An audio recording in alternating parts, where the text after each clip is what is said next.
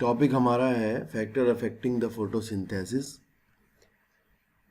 यहाँ लिखा है an understanding of the factors that affect photosynthesis is necessary. The rate of photosynthesis is very important in determining the yield of plant including crop plant.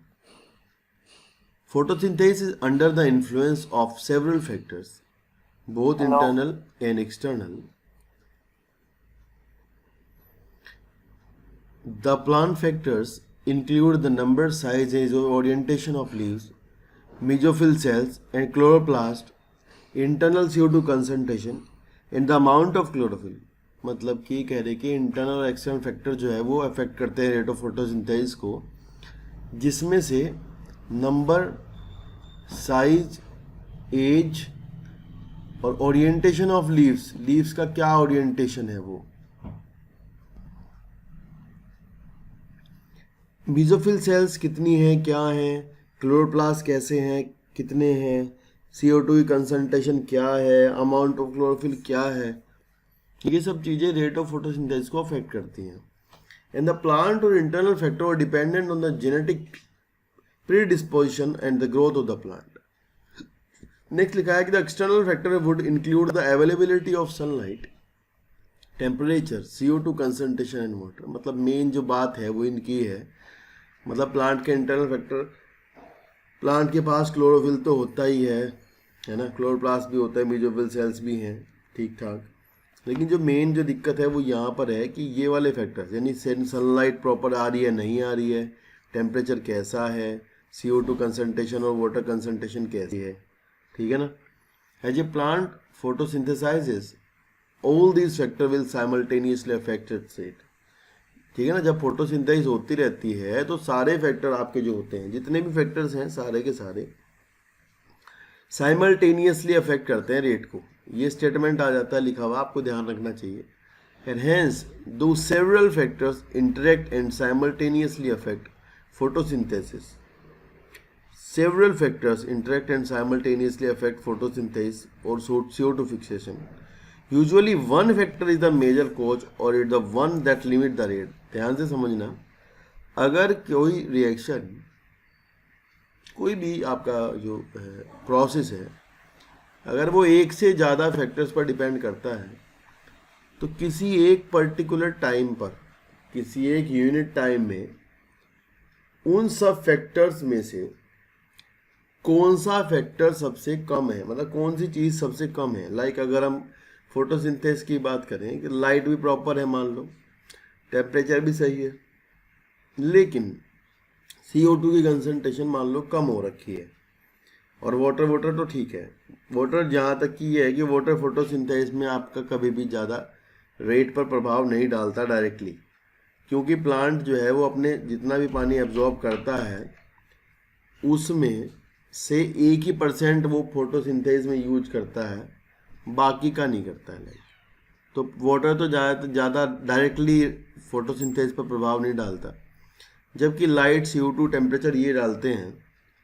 तो अगर आप बात करते हैं इस टाइम पानी भी सही है, वाटर सब सही है, लेकिन CO2 की कंसंट्रेशन कम हो रखी है, तो उस टाइम पर जो रेट ऑफ फोटोसिंथेसिस है वो CO2 पर डिपेंड करेगा। मतलब रेट ऑफ फोटोसिंथेसिस CO2 पर डिपेंड करेगा कि भाई CO2 कम है कि ज़्यादा है, ठीक है ना। मतलब CO2 अगर कम हो रखी होगी तो रेट ऑफ फोटोसिंथेसिस उस पर डिपेंड करेगा। CO2 बढ़ाओगे तो रेट भी बढ़ेगा, CO2 बढ़ाओगे तो रेट भी बढ़ेगा, ये ध्यान रखना आप, ठीक है।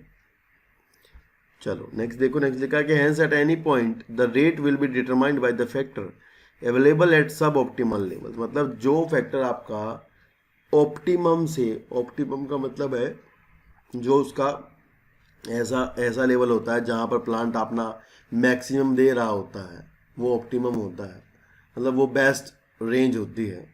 तो अगर उससे कम जा रहा होगा ना वो फैक्टर, तो रेट जो है उसी पर वही डिटरमाइन करेगा।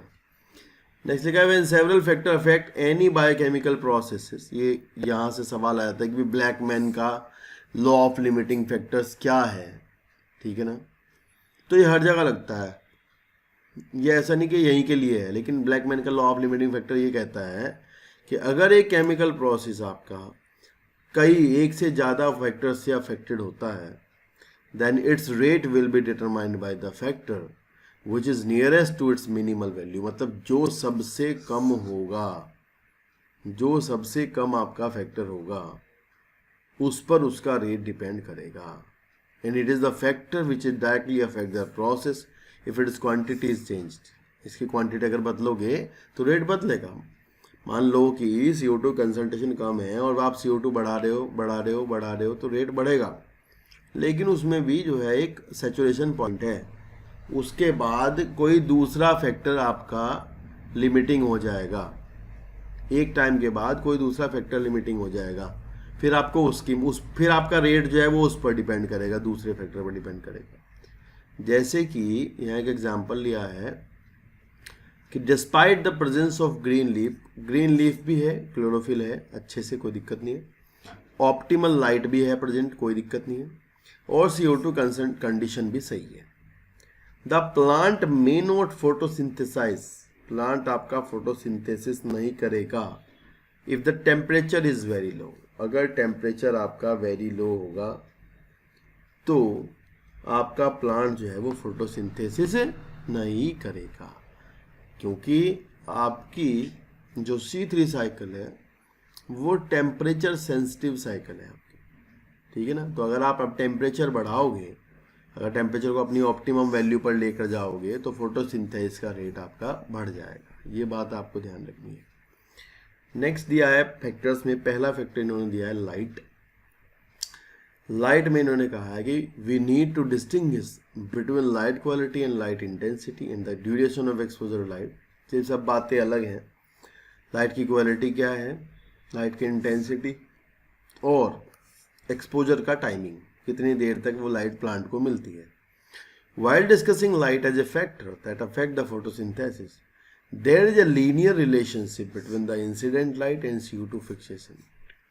यानी लाइट की इंटेंसिटी बढ़ाने पर, लाइट की इंटेंसिटी बढ़ाने पर रेट ऑफ फोटोसिंथेसिस आपका बढ़ जाता है।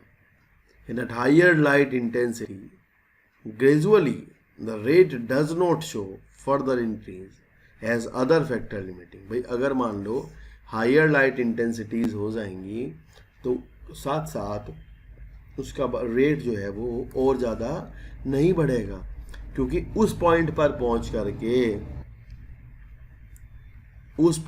पहुंच करके दूसरी चीज़ें लिमिटिंग हो जाती हैं। अब या तो फिर उनको भी बढ़ाओ, ठीक है ना। तो लिखा है कि further increase as other, do not show further increase as other factor become limiting. What is interesting to note that it is light saturation occur at the 10% of the full sunlight। ये कह रहे हैं कि भाई plant जो होते हैं आपके फुल सनलाइट के 10% पर ही, फुल सनलाइट का जो 10% होता है उतने पे ही फोटोसिंथेसिस का रेट जो है आपका वो हाई हो जाता है, मतलब अपना मैक्सिमम देते हैं प्लांट।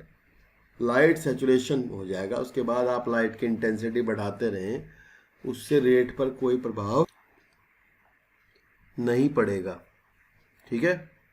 नेक्स्ट है hence except for plant in shade और इन डेंस फॉरेस्ट। मतलब जो प्लांट आपके छायादार जगहों पर रहते हैं, डेंस फॉरेस्ट में नीचे होते हैं, light is rarely a limiting factor in nature, ठीक है ना। लाइट जो है वहाँ लिमिटिंग फैक्टर नेचर में नहीं है, क्योंकि जो मतलब छायादार आपके प्लांट हैं बस उनको छोड़कर, मतलब छाया में जो रहते हैं उनको छोड़कर कहीं भी लिमिटिंग नहीं है। जिन पर लाइट पहुंचती ही नहीं, मतलब एक्सट्रीमली कैनोपी में हैं जो दबे हुए नीचे, वहाँ तो लिमिटिंग हो सकता है लाइट, अदरवाइज कहीं और जगह लिमिटिंग नहीं है लाइट, क्योंकि उन तक तो लाइट पहुँचती ही नहीं है, 10% भी नहीं पहुँचती ना। तो अगर वहाँ 5% पहुँच रही होगी तो फिर उनको तो उनके लिए अगर लाइट बढ़ाओगे तो उनके लिए उनमें फोटोसिंथेसिस का रेट बढ़ जाएगा जो छाया में रहते हैं। बाकी जो नॉर्मल प्लांट होते हैं उनको 10% टोटल सनलाइट का मिल ही जाता है, ठीक है, और वो फोटोसिंथेसिस कर लेते हैं आपके, ठीक है। यहाँ एक ग्राफ दिखाया गया है, लीनियर रिलेशनशिप दिखाई है कि भाई ये लाइट की इंटेंसिटी के साथ साथ आपका रेट ऑफ फोटोसिंथेसिस बढ़ता रहा, लेकिन एक पॉइंट पर आकर के उससे आगे रेट नहीं बढ़ा, यानी कि ये लाइट सेचुरेशन पॉइंट है आपका, ये लाइट सेचुरेशन पॉइंट है बी। लाइट सेचुरेशन पॉइंट के बाद आपका रेट जो है वो उसके बाद मैक्सिमम हो गया, उसके बाद आगे नहीं बढ़ रहा है। अब यहाँ इसका मतलब इस पॉइंट पर आकर के कोई दूसरी चीज़ जो है लिमिटिंग हो जाती है, यानी CO2 कम हो जाएगी या फिर कुछ और, ठीक है ना। चलिए नेक्स्ट देखते हैं। ये लिखा है कि increase in incident light beyond a point, मतलब वही saturation point, cause the break down of chlorophyll. अगर उसके बाद आप लाइट बढ़ाओगे तो क्लोरोफिल का ब्रेक डाउन होना शुरू हो जाएगा और फोटोसिंथेसिस का रेट आपका कम हो जाएगा, ठीक है। चलिए नेक्स्ट है CO2 concentration. CO2 is the major limiting factor. सवाल आता है आपसे, यहाँ से पूछते हैं कि भाई मेजर लिमिटिंग फैक्टर आपका कौन सा है, तो आपका आंसर है CO2 is the major limiting factor for photosynthesis and the concentration of CO2 is very low in the atmosphere. CO2 concentration atmosphere में बहुत ज़्यादा कम है। पहले ही हमें पता है कि वो 0.03 एंड 0.04% है। Increasing concentration up to 0.05% can cause an increase in CO2 fixation rate. Beyond this level can become damaging over longer periods. मतलब ये कह रहे कि अगर आप CO2 के एटमॉस्फेरिक कंसंट्रेशन को जो आपकी 0.03 है उसको अगर बढ़ाओगे तो रेट ऑफ फोटोसिंथेसिस बढ़ता है। हमने आपको बताया कि जो आपके C3 प्लांट है, C3 प्लांट में आपका रूबिस्को होता है, ठीक है, और जैसे जैसे आपका ऑक्सीजन बढ़ती है प्लांट में, फोटोसिंथेसिस बढ़ती है तो ऑक्सीजन बढ़ेगी, और रूबिस्को आपका जब ये CO2 से ज़्यादा होगी तो रूबिस्को इसको पकड़ लेगा O2 को, और CO2 का फिक्सेशन बंद हो जाएगा।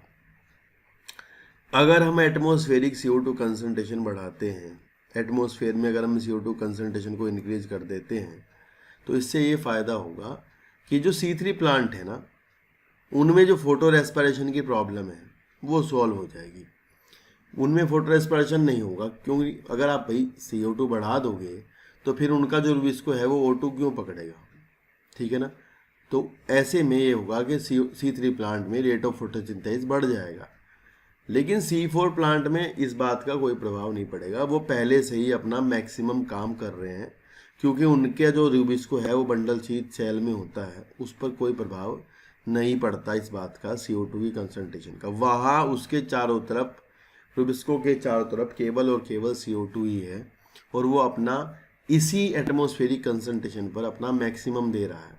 लेकिन C3 प्लांट का रूबिस्को अपना मैक्सिमम फिक्सेशन रेट नहीं देता है, क्योंकि इसके पास होती है O2।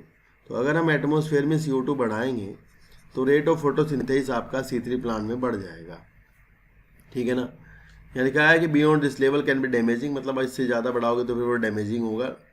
And the C3 and C4 plant respond differentially to CO2 concentration at low light intensity. अगर लो लाइट कंडीशन है, लो लाइट पर कोई सा भी ग्रुप जो है वो, कोई भी ग्रुप इनमें से रिस्पॉन्ड नहीं करेगा। लो लाइट तो लिमिटिंग, मतलब लो लाइट हो रखी है तो फिर आप CO2 कितना ही रखें, कुछ भी रखें, लिमिटिंग हो जाएगा लाइट, ठीक है ना।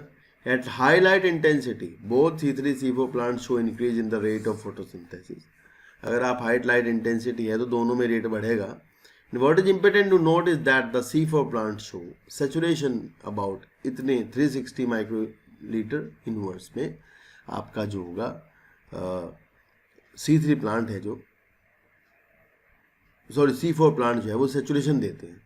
सेचुरेशन क्यों देते हैं? क्योंकि भाई C4 प्लांट का जो रूबिस्को है उसको तो केवल CO2 मिल रही है, वो तो इतनी कंसंट्रेशन पे ही अपना पूरा काम कर रहा है।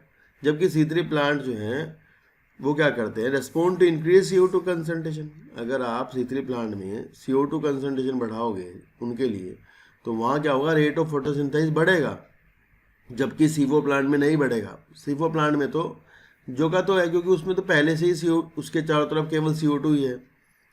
तो ये आप ध्यान रखें, C3 प्लांट में फोटो रेस्पिरेशन को ओवरकम करने के लिए CO2 बढ़ा सकते हैं। And saturation is seen only beyond 450। इतने पर जाकर के अगर आप जाओगे, कंसंट्रेशन मतलब आप CO2 की इतनी बढ़ा दोगे तो यहाँ जाकर के सैचुरेशन आएगा। इसके बाद CO2 जो है वो क्या करती है, स्टोमेटा बंद कर देती है। ज़्यादा CO2 बढ़ाओगे तो स्टोमेटा आपके बंद हो जाते हैं। And the current availability of CO2 level is limiting to the C3 plant. ये ध्यान रखना, एटमॉस्फेयर में इस टाइम पर जितनी भी CO2 प्रेजेंट है